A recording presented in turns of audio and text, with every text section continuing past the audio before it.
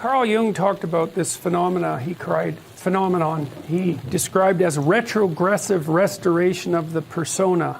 It's a complicated idea, but basically what it means is that sometimes you take a leap forward and you learn some things, but you can't catalyze a new identity, so you try to go back and hide in your old identity. And that actually doesn't work, because, well, things have changed and you've learned something, and that isn't who you are anymore. And so it's like you have to cut parts of yourself off in a destructive manner to fit back into the person that you were. Now what happens here is that Pinocchio escapes from this tyrannical situation and undergoes this descent into chaos, but he tries to go back home. He tries to go back to what he was, and he can't do that anymore. His father isn't at home anymore. And so when he goes home, he finds that there's no home there. Now, this happens to people sometimes, and it's often a shock to them. So they'll often stay under the thumb of their father. And you think, well, why would someone do that? Because it means they're subject to the tyrannical judgment of their father. They're always concerned about what their father would think, or whether their father approves of them, and so forth. And you think, well, that's got to be an unpleasant place to be. Why would you do that? Freud said, for example, that no one could be a man unless his father had died. And Jung said, yes, but that death can take place symbolically. Okay, so there's that part of the idea. And then another part of the idea is, one of the times in your life when you actually realize that you're an individual is when you'll go and ask your parents something, and you'll realize they actually don't know any more about what you should do than you do. And that sucks. And that's partly why people are often willing to maintain a tyrant-slave relationship with their father. It's like, on the one hand, you have to be inferior in a relationship like that. You know, you've always got the judge watching you. But on the other hand, there's always someone who knows what to do. There's always someone standing between you and the unknown that you can go ask, what should I do? Well, at some point you'll realize that the reason you can't ask that anymore is because they actually don't know any more than you do. And then that's a pain, like that is a symbolic death. And that's also when you establish a more individual relationship with your parents. It's at that point that you could conceivably start taking care of them instead of the reverse. And that's a time that should come. But you have to let that image of perfection go. And that exposes you. Well, that's what happens here. You know, Pinocchio goes home, and he wants things to be the way they were, and he wants to stay under the careful care of the benevolent father, but that's no longer possible. He's past that point, and that's why the father has disappeared. And so Geppetto has gone off to look for Pinocchio because he also needs his son, but in any case, the house is abandoned. And so then we see inside the house that everything's covered with cobwebs and everything's gone, and Pinocchio and the cricket sit on the steps, and they're very concerned. First of all, they wonder where he went, so they're actually concerned that he's gone, but they also don't know what to do because there's just no going home. And so, you know, that's also the case that once you hit a certain point in your development, well, it's the same thing we already talked about. The answers that you're looking for are not going to be found in your parents' house. It's as simple as that. Now, you could artificially maintain your dependency, but, you know, if you do that for too long, things get pretty ugly.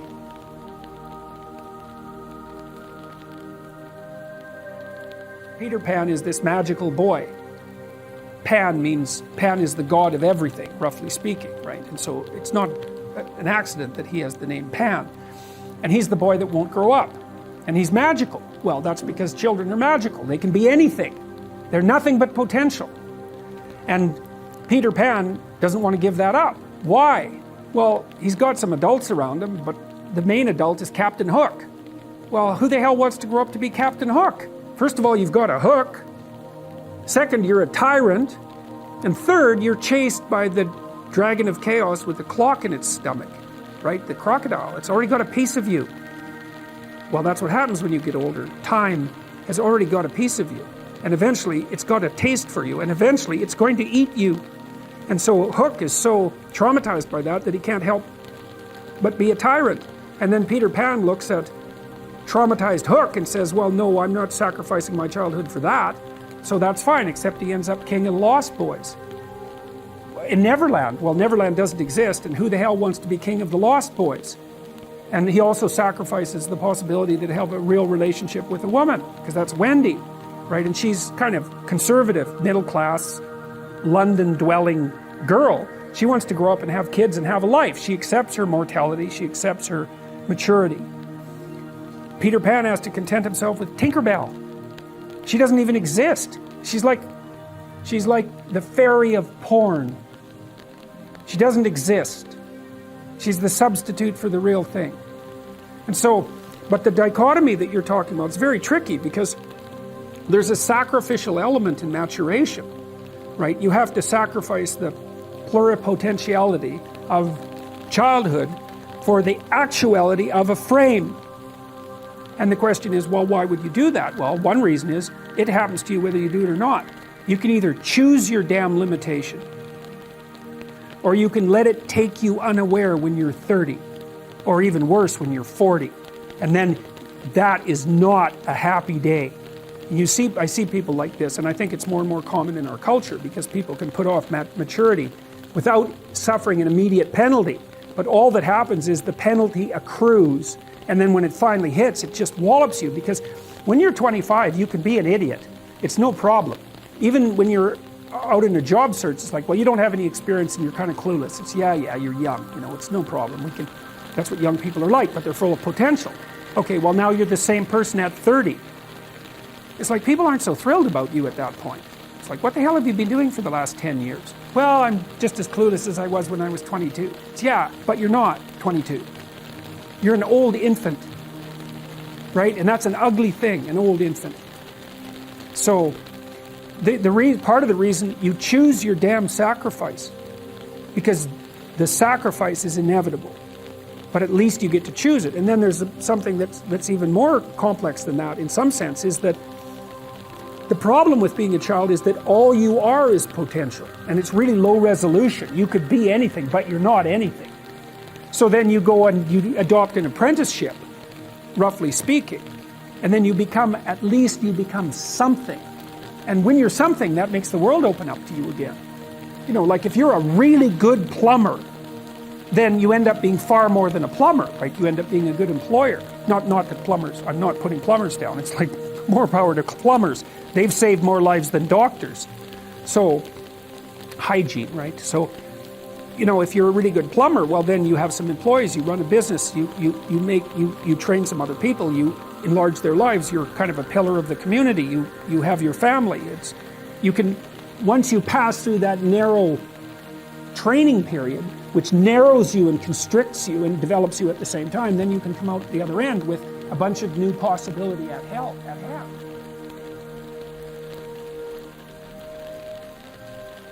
And the Lord said unto Abram, and this is the opening of the story, get thee out of thy country, and from thy kindred, and from thy father's house, unto a land that I will show thee.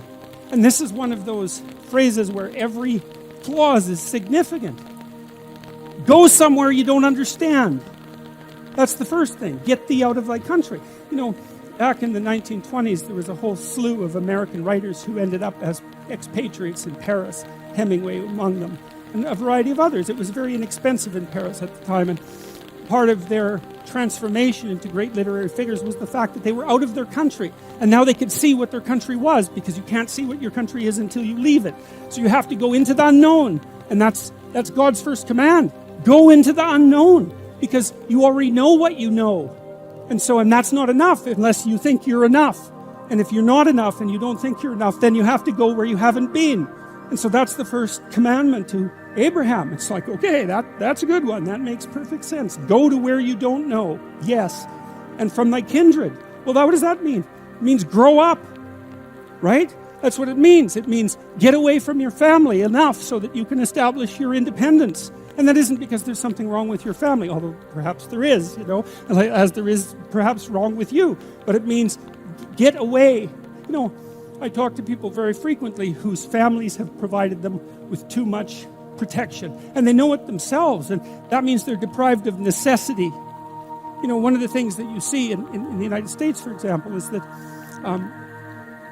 the children of first-generation immigrants often do better than their children. And the reason for that is that the children of first-generation immigrants have necessity driving them. And you don't know how much you need necessity to drive you, because maybe you're not very disciplined. And if a catastrophe doesn't immediately befall you if you don't act forthrightly today, then maybe you never act forthrightly, right? Because the gap between your foolishness and the punishment is lengthened by your unearned wealth, and so you never grow up and learn, and you have to get yourself away from your dependency in order to allow necessity to drive you forward. And that's to become independent and to become mature. And I think part of what's happening in our culture is that the force that's attacking the forthright movement forward of young men in particular is afraid of the power of men, because it's confused about the distinction between power and authority and competence. Like a man who has authority and competence has power as a byproduct, but the authority and competence is everything. And people who can't understand that fail to make the distinction between power and authority and competence, and they're afraid of power, and so they destroy authority and competence. And that's a terrible thing, because we need authority and competence. What else is going to allow us to prevail in the long run? And so you get away from your country, and you get away from your kin, and from your father's house, right? And you go out there and you establish yourself in the world. It's a call to adventure. That's what the first lines in the Abrahamic story is, a call to adventure.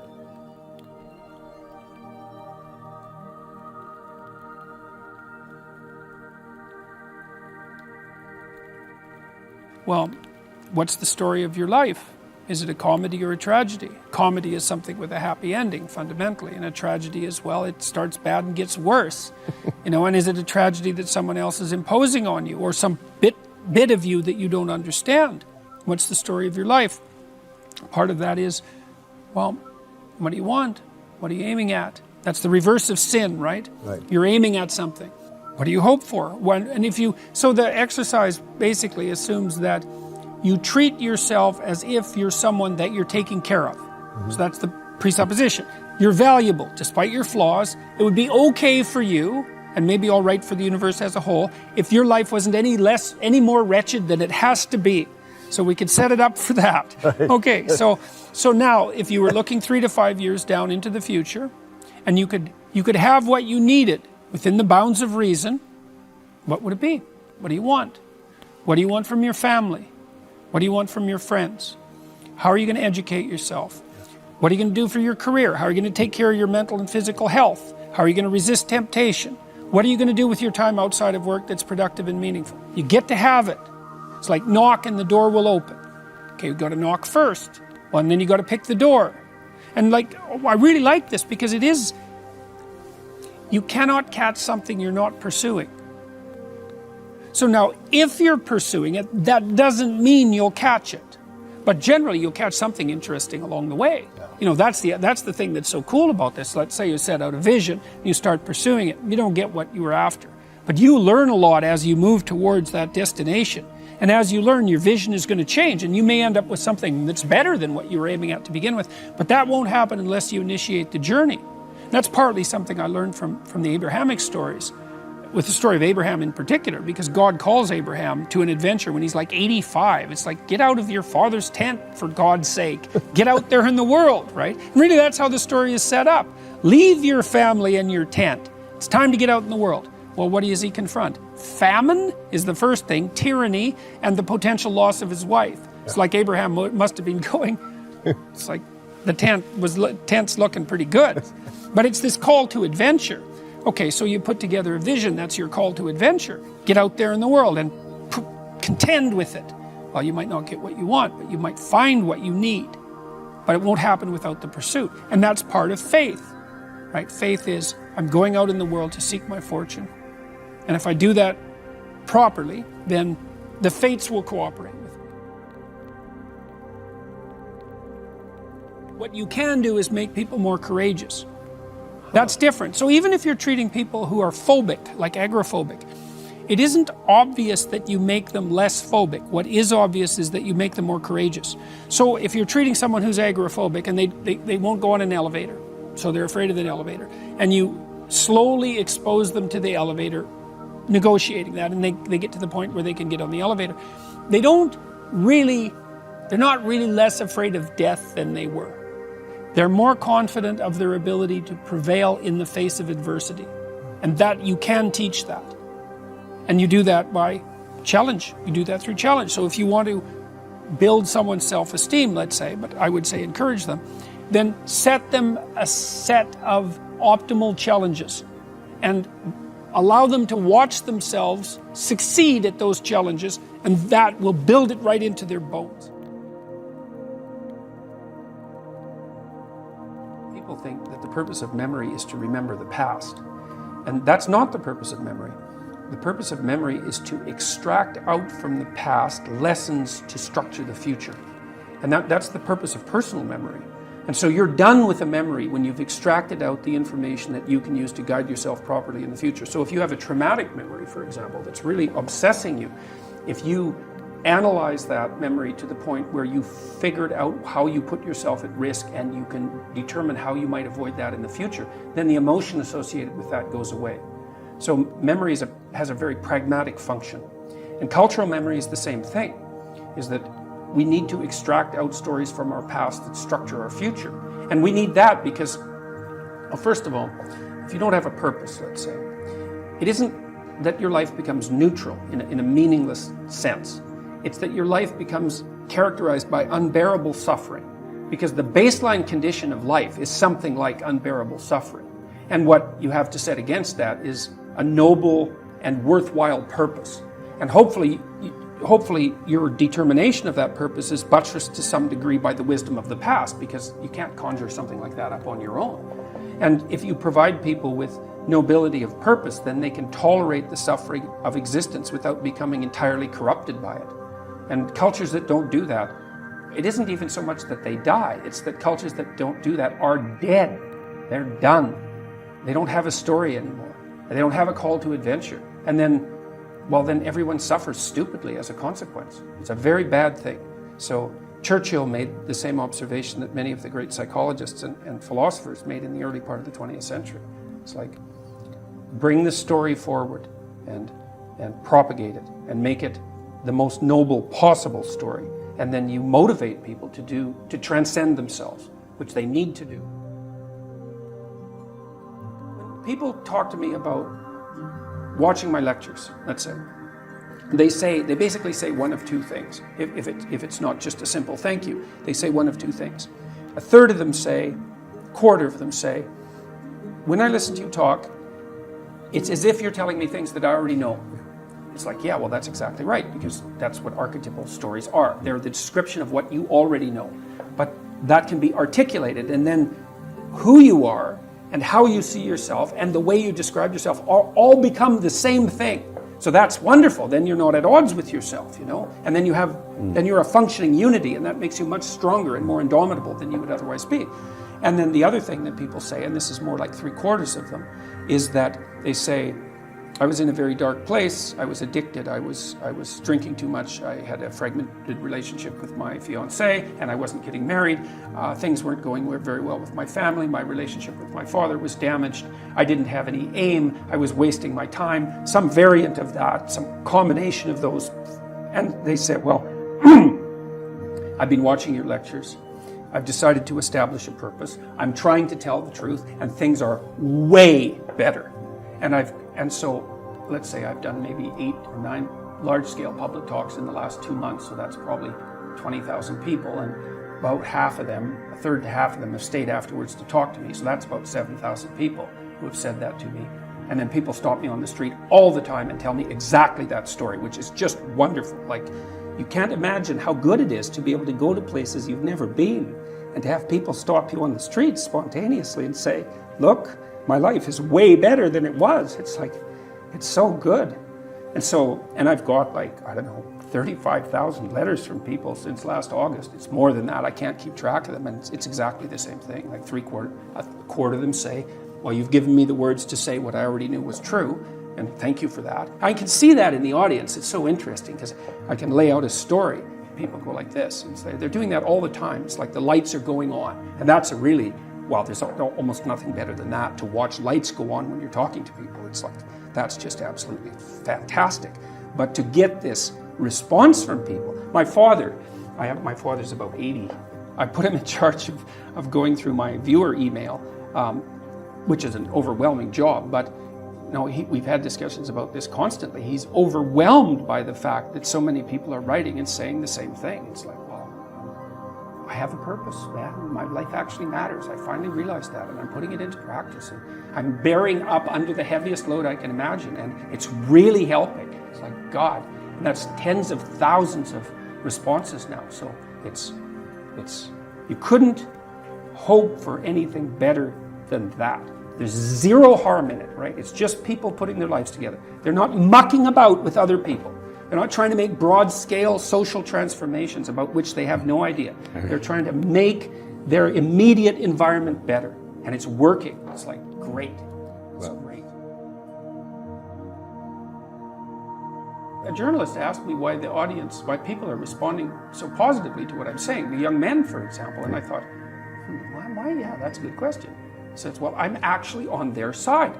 I'm really happy that they're not wasting their lives. I'm really sad to see that people are disenchanted and nihilistic and depressed and anxious and aimless and perverse and vengeful and all of those things. It's terrible. And then to see people question whether that's necessary and then to start to rise out of it. It's like, it's so fun. Like last night I was after my talk, it's overwhelming.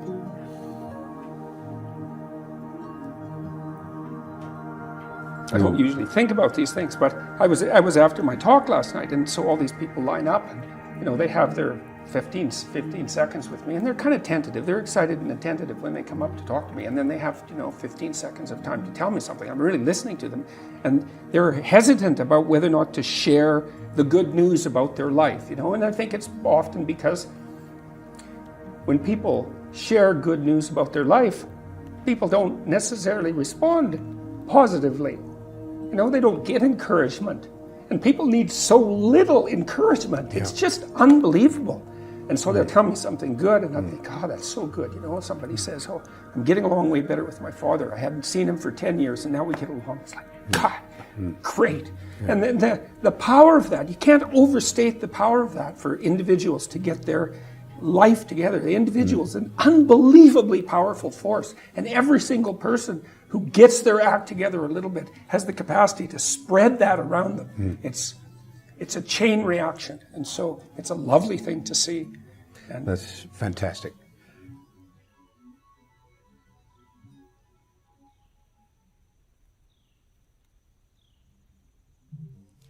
Well, so what happens with Abraham? Well, he's at home, and these angels show up.